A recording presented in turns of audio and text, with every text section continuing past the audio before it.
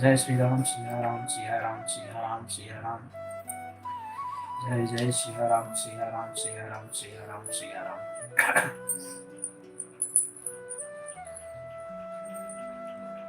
गोस्वामी तुलसीदास जी कह रहे हैं, भलो भलाई पै लहै, लहै निचाई ही नीच, सुधा सराही अमरता, गरल सराही नीच।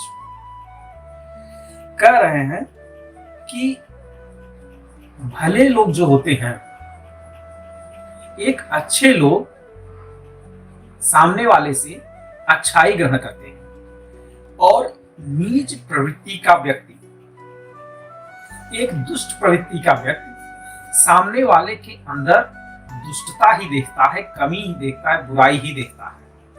ये ठीक उसी प्रकार से होता है जिस प्रकार से कोई अमृत अगर मनुष्य के शरीर में हो जाए उसे अमरता प्रदान करता है, और अगर किसी मनुष्य के शरीर में विष चला जाए तो उसे मृत्यु प्रदान करता है। यानी अमृत और विष, अमृत अर्थात सज्जनता और विष का मतलब क्या हो गया, दुष्टता। यानी हर कोई अपने स्वभाव के अनुसार ही पूरा जीवन जीता है और दुनिया में अपना आचरण करता है। खल अघ अगुण साधु गुण गाहा, उभय अपार उदधि अवगाहा, तेहि ते कछु गुण दोष बखाने, संग्रह त्याग न बिनु पहचाने।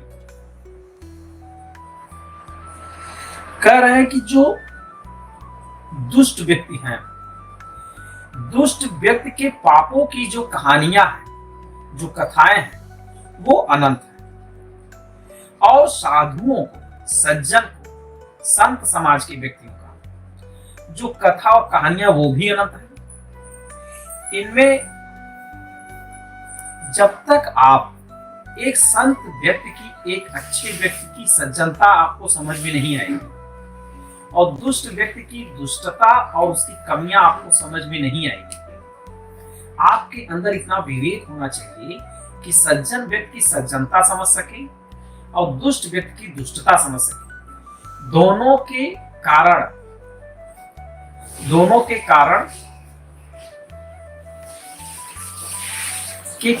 आपको, जब तक आप दोनों नहीं समझते, यानी आपके अंदर अगर इतना विवेक नहीं है कि दोनों में अंतर पहचान सके, तो आप तब तक उनको नहीं समझ सकते। अर्थात आपके अंदर विवेक होना चाहिए, अच्छे व्यक्ति की अच्छाइयां समझ में आनी चाहिए और दुष्ट व्यक्ति की दुष्टता समझ में आना चाहिए। भले पोच सब विधि उपजाए, गण गुण दोष वेद बिलगाए, कहाई वेद इतिहास पुराना, विधि प्रपंच गुण अवगुण साना। कह रहे हैं कि चाहे एक सज्जन व्यक्ति हो, चाहे एक दुष्ट व्यक्ति हो, इन दोनों को ब्रह्म ने, ईश्वर ने इस धरती पर जन्म दिया है। यानी दुष्ट व्यक्ति को ईश्वर ने ही बनाया है और सज्जन व्यक्ति को भी ईश्वर ने ही बनाया है। और लेकिन इन दोनों के गुणों के आधार पर ईश्वर ने इनको अलग अलग कर दिया है। अगर दुष्ट व्यक्ति की दुष्टता समझना चाहते हैं और सज्जन व्यक्ति की सज्जन समझना चाहते हैं, तो वेद में, पुराण में, इतिहास में इनके गुणों और अवगुणों का वर्णन बहुत ही अच्छे ढंग से किया गया है। अगर आप वेद, पुराण और इतिहास शास्त्रों का अध्ययन करेंगे तो आपको धीरे धीरे चीजें क्लियर होना शुरू हो जाएंगी। दुख सुख पाप पुण्य दिन राति, साधु असाधु सुजाति कुजाति, दानव देव ऊंच अर नीचू, अमी सजीवन माहुर नीचू।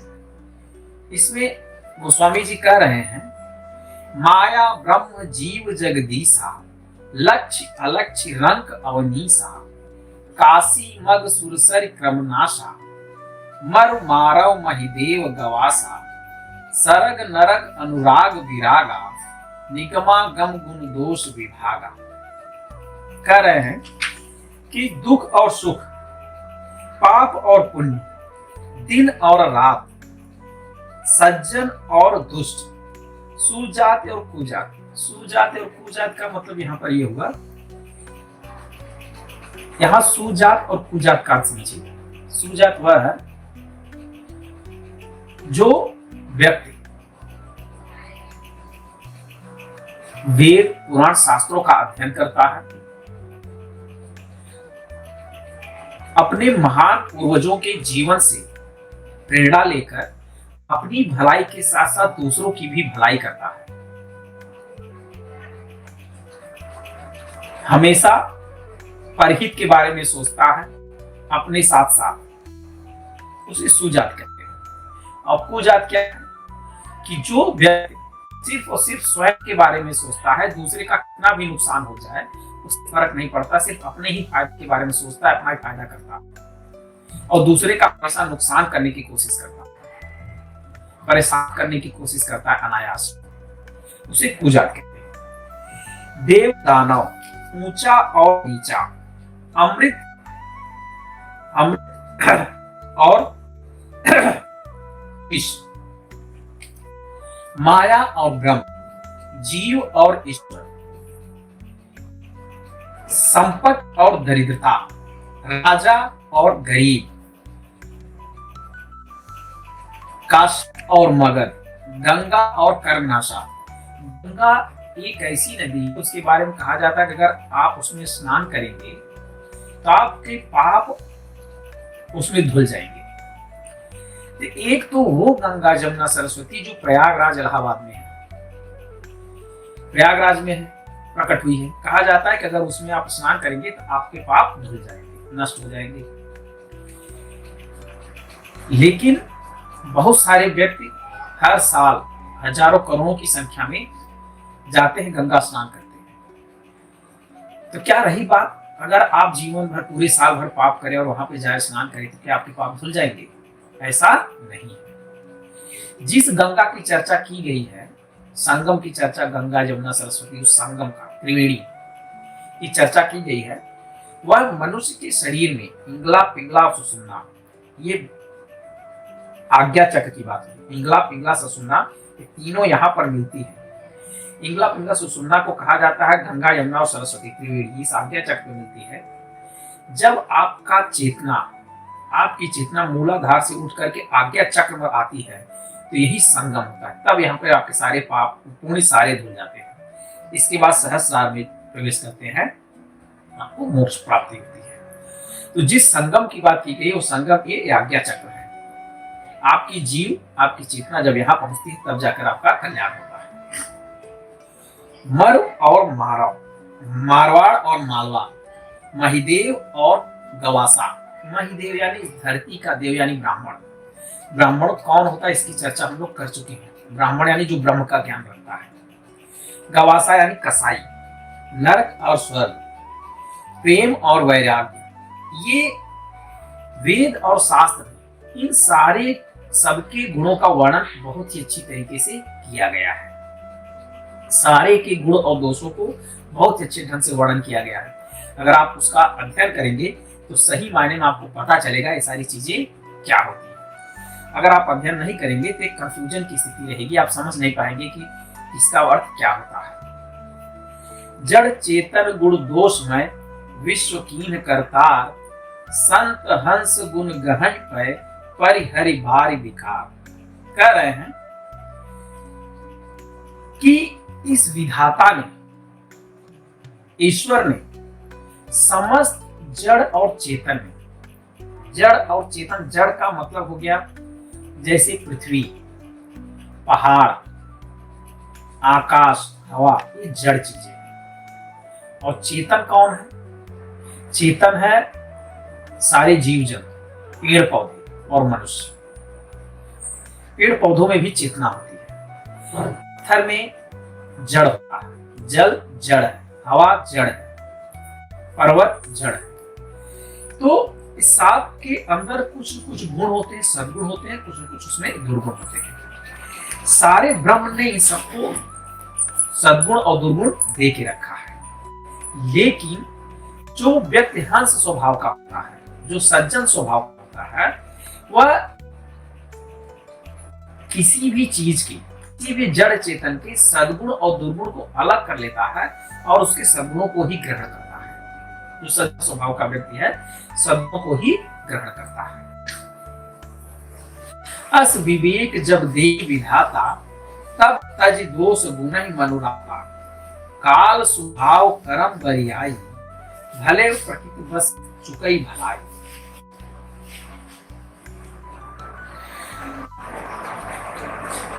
कह रहे हैं कि जब ईश्वर किसी के अंदर एक संत स्वभाव देता है, जैसे किसी व्यक्ति को जब एक सज्जनता देता है, जब कोई सज्जन व्यक्ति होता है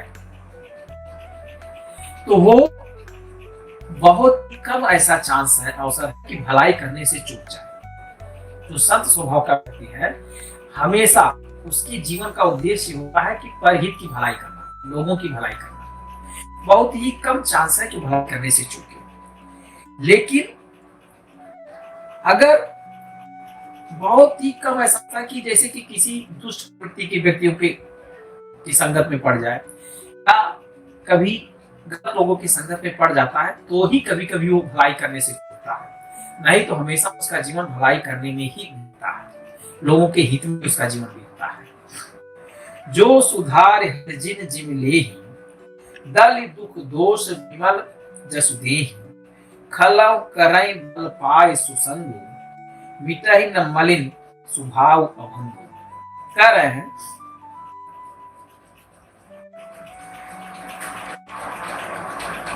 भगवान के जो भक्त होते हैं, जो भगवान के भक्त होते हैं, अगर उनसे कभी कोई गलती हो गई, भगवान के जो भक्त होते हैं उनसे कभी कोई गलती हो गई तो उस गलती को तुरंत वो सुधार लेते हैं,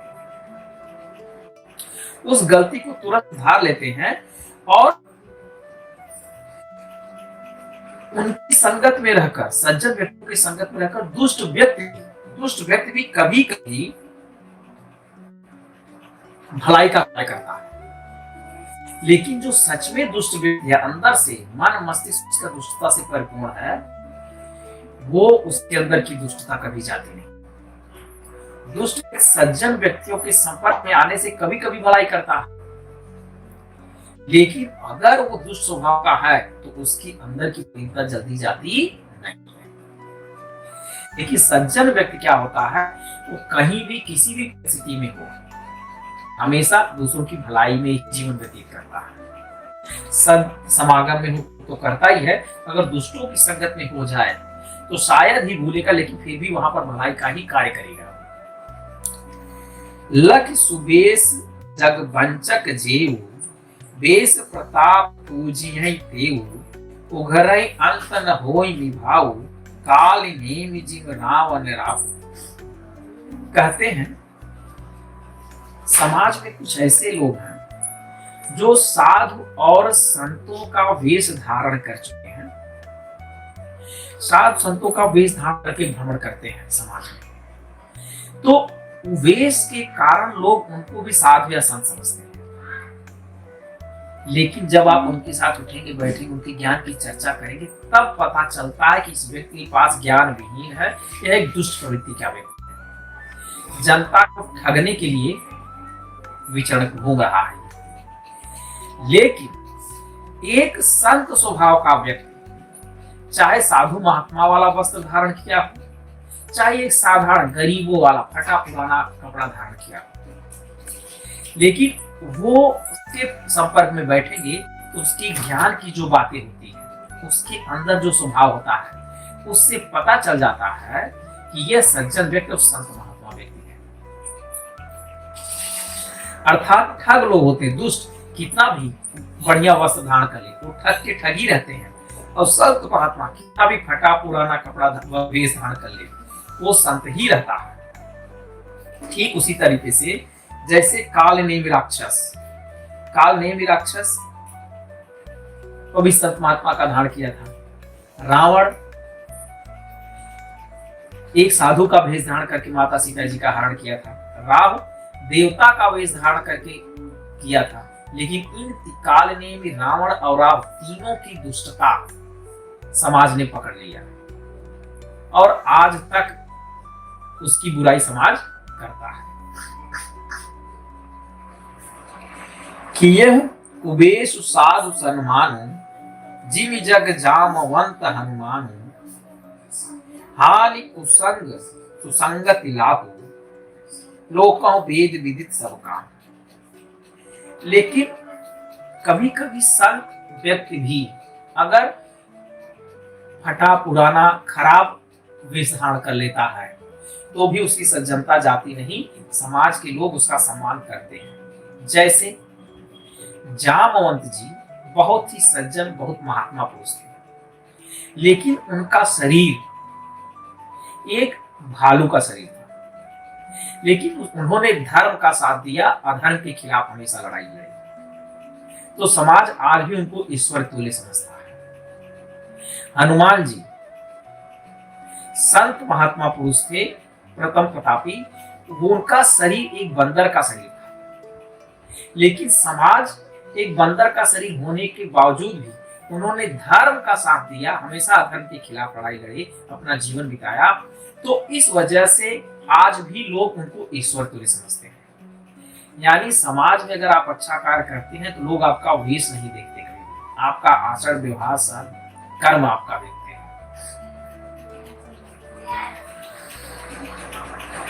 और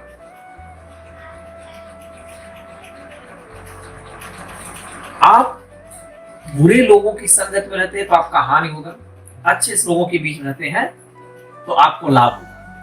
ये सारी बातें, लाभ और हानि की बातें, सज्जन और दुष्ट की बातें वेद पुराणों में बहुत ही अच्छे ढंग से पहले से ही वर्णन किया जा चुका है।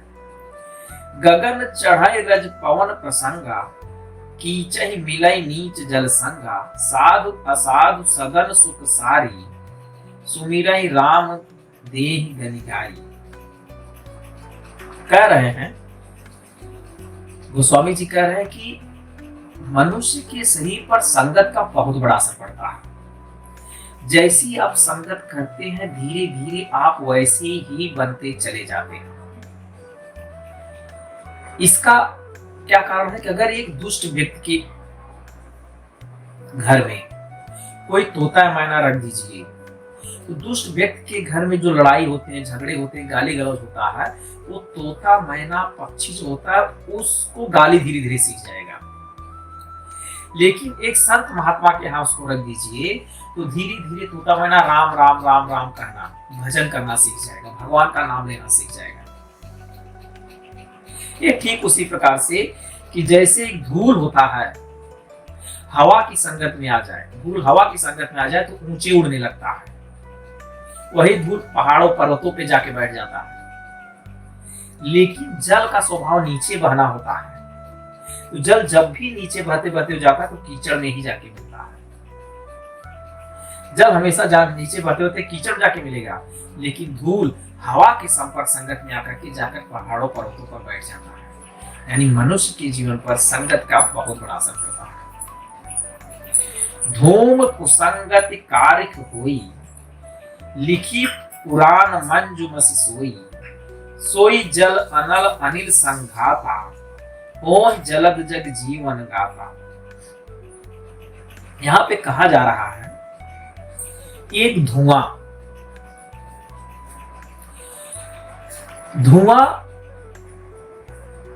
अगर हवा के संपर्क में आता है तो धीरे धीरे दीवारों पर चिपक जाता है, कहीं और चिपक के एक कालीक की तरह बन जाता है। लेकिन वही धुआं एक अच्छी संगत में आ जाए, दीपक लगा के रख दिया जाता है तो एक अंजन, आंखों में अंजन बनाने के काम आता है, सुरमा बनाने के काम आता है। जो अंजन बन गया है कालीक यानी धुआं, उसका समाज में आंखों पर लगाते हैं, उसका सम्मान बढ़ जाता है। लेकिन जो कालीक बन जाता है उसको धूल कचरा समझकर लोग उसका अपमान करके साफ करके फेंक देते हैं, वो गंदगी बनाता है। ग्रह भेषज जल पवन पट जाय कुजोग सुजोग मोह कुबस्तु सुबस्तु जग लखई सुलक्षण लोग। कह रहे हैं कि ग्रह औषधि, जल, वायु और वस्त्र गलत संगत के कारण एक गलत प्रभाव देने लगते हैं। जैसे ग्रह, अगर आप ज्योतिष का अध्ययन करेंगे तो उसमें पता चलता है कि अगर एक शुभ ग्रह अशुभ ग्रह के साथ बैठ गया है किसी भाव में, तो उसकी शक्ति क्षीण हो जाती है, कमजोर हो जाती है। और शक्ति कमजोर हो जाती है जब जब उसकी दशाएं चलती है शुभ ग्रह का भी, तो भी जीवन में, मनुष्य के जीवन में अशुभ प्रभाव आता है। औषधि एक अच्छी औषधि है, लाभकारी औषधि है। किसी शरीर के लिए हानिकारक औषध के साथ उसको मिश्रण कर दिया जाए तो लाभकारी औषधि मनुष्य के शरीर को वो लाभ नहीं पहुंचा पाती जो पहुंचाना चाहिए, बल्कि नुकसान करने लगती है। जल, जल अगर गंदगी के साथ मिल जाती है तो वो भी जल भी गंदा हो जाता है। वायु, वायु स्वच्छ होती है लेकिन अगर दुर्गंध के साथ अगर मिल जाए तो उसमें भी दुर्गंध फैल जाता है। वस्त्र, वस्त्र अगर स्वच्छ है, गंदगी के साथ मिल गया तो वस्त्र भी क्या हो जाता है, गंदा हो जाता है। लेकिन ये सारी बातें, ये समझ कि भाई सज्जन व्यक्ति के साथ उठोगे बैठोगे तो सज्जनता आएगी, दुष्ट व्यक्ति के साथ उठना बैठना होगा तो दुष्टता आएगी। यह विचार, यह विवेक कोई बिरले पुरुष में, किसी संत महात्मा के पुरुष में के ही समझ में आती, सबके समझ में नहीं आती। यानी ये जानता तो हर कोई है, लेकिन अपना जीवन संतों के बीच में बहुत कम ही लोग व्यतीत कर पाते हैं। ज्यादातर वे दुष्टों के स्वभाव में ही व्यतीत करते हैं। सब प्रकाश तम पाक दो, नाम भेद विधि कीन, सस शोषक पोषक समझ, जग जस अपजस दीन। गोस्वामी जी यहाँ पर कह रहे हैं कि ईश्वर ने दो पक्ष बनाए हैं, कृष्ण पक्ष और शुक्ल पक्ष। कृष्ण पक्ष में जितना अंधेरा होता है, शुक्ल पक्ष में उतना ही उजाला होता है। ईश्वर ने दो पक्ष बनाए हैं, शुक्ल पक्ष और कृष्ण पक्ष। कृष्ण पक्ष में धरती पर जितना अंधेरा होता है, शुक्ल पक्ष में उतना ही उजाला होता है। परंतु समाज ने एक को, कृष्ण पक्ष को चंद्रमा का शोषक कहा। धीरे धीरे कृष्ण पक्ष में क्या होता है, चंद्रमा धीरे धीरे धीरे धीरे घटने लगता है, घटते घटते 15वें दिन अमावस्या आ जाती है। और शुक्ल पक्ष में क्या होता है, धीरे धीरे चंद्रमा बढ़ने लगता है, बढ़ते बढ़ते पूर्णिमा आ जाती है। तो एक पक्ष को चंद्रमा का शोषक समाज ने बताया, एक पक्ष को चंद्रमा का पोषक यानी चंद्रमा को बढ़ने वाला बताया। उनके गुणों के आधार पर समाज कृष्ण पक्ष को बुरा कहता है, उनके गुणों को समझकर समाज शुक्ल पक्ष को अच्छा कहता है। अर्थात आपके गुणों के अनुसार ही समाज में आपकी छवि बनती है। आप जैसा आचार व्यवहार करेंगे वैसे ही आपकी इमेज समाज में बनती जाएगी। जड़ चेतन जग जीव जत, सकल राममय जान, बंदव सबके पद कमल, सदा जोर जुग पान। गोस्वामी जी कह रहे हैं कि समाज में, धरती पर जितने भी जड़ चेतन जीव हैं, इन सब में भगवान श्री राम रमे हुए हैं, प्रभु श्री राम रमे हुए हैं। इन सब में प्रभु श्री राम का रमा हुआ जानकर मैं सभी जड़ चेतन को हाथ जोड़कर प्रणाम और अनुनय विनय करता हूं। देव धनुज नर नाग खग, प्रेत पितर गंधर्व, बंदव किन्नर रजनिचर, कृपा करम अवसर। कह रहे हैं कि देव और राक्षस, नर और नाग, पक्षी और प्रेत, पितर और गंधर्व, किन्नर और निशाचर, इन सब को के अंदर प्रभु श्री राम रमे हुए हैं, बसे हुए हैं। इन सब को मैं प्रणाम करता हूं और ये सब लोग मेरे ऊपर कृपा करें ताकि मैं अपनी रचना राम गाथा लिख सकूं। आकर 4,84,000 जात जीव जल थल नभवासी, सीता राम मैं सब जग जानी, करम प्रणाम जोर जुगवानी। कर 84 लाख योनियों में 84 लाख योनियों में 4 प्रकार के जीव होते हैं, स्वेदज, अंडज, उद्भिद, जरायुज। कह रहे हैं कि वे ऐसे होते हैं जो स्वेदज यानी जो पसीने से उत्पन्न होते हैं। पसीना मतलब कि कहीं पर थोड़ी सी नमी होगी ना, जैसे किसी दीवार पर या किसी जगह पर थोड़ी देर तक नमी हल्की हल्की नहीं है, तो कुछ दिन बाद वहां पे फंगस आ जाते हैं, कवक, हरे हरे हरे हरे छोटे छोटे पौधे आ जाते हैं। अगर आपके शरीर पर पसीना है तो छोटे छोटे जीव उत्पन्न हो जाएंगे, जी, जू वगैरह इस तरह आ जाते हैं। श्वेत, अंडज, कुछ जीव ऐसे जो अंडे से उत्पन्न होते हैं। उद्भिज, कुछ ऐसे जीव होते हैं जो बच्चे जन्म देते हैं। कुछ ऐसे जीव होते हैं जो आकाश में रहते हैं। कहने का मतलब ये हुआ 4 प्रकार के जीव हैं। इन सारे प्रकार के जीवों में मैं ये मानता हूं कि इन सब में प्रभु श्री राम बने हुए हैं। इन सब को मैं प्रणाम करता हूं। जितने भी जीव पूरे जल थल आकाश में हैं, चराचर में हैं, जड़ चेतन हैं, सब में प्रभु श्री राम रमे हुए, इन सबको मैं प्रणाम करता हूं। जान कृपा कर किंकर मोह,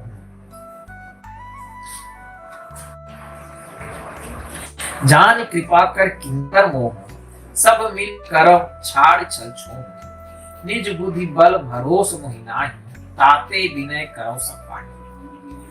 सभी जड़ चेतन की जीवों को गोस्वामी जी कह रहे हैं कि जितने भी 84 लाख योनियों में जड़ चेतन जीव हैं, सब में सबको मैं कह रहा हूं अपने छल को छोड़कर आप सब मुझे कृपा कीजिए।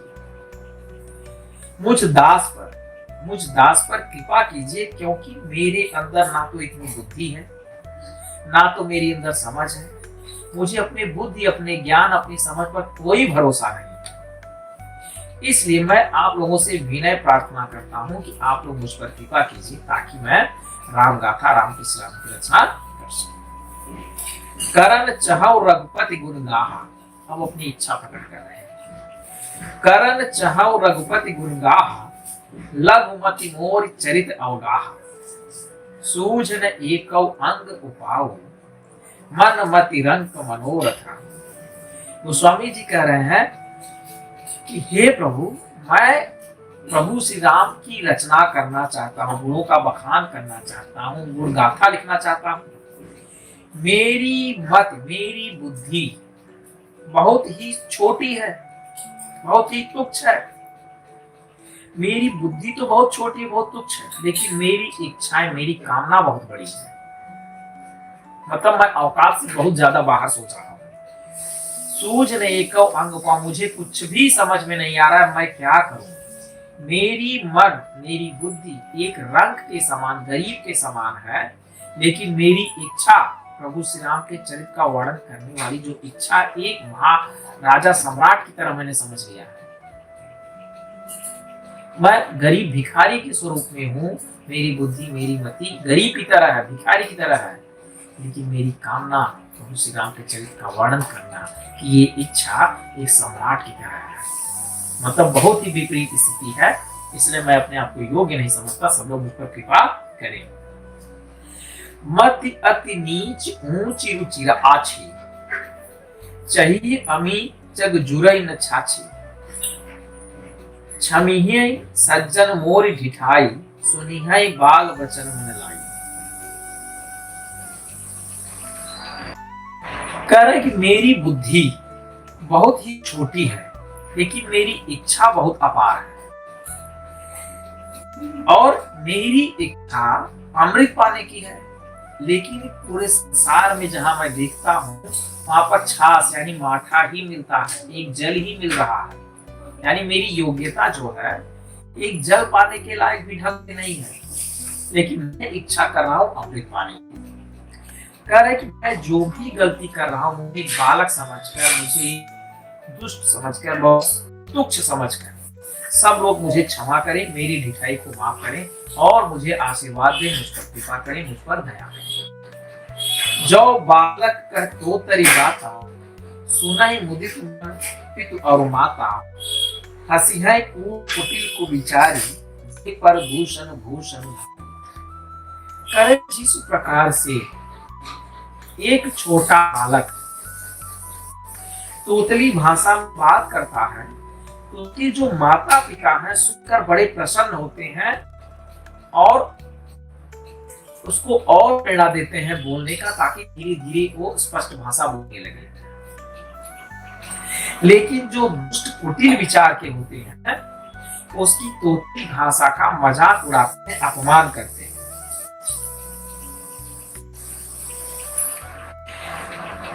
ठीक वैसे ही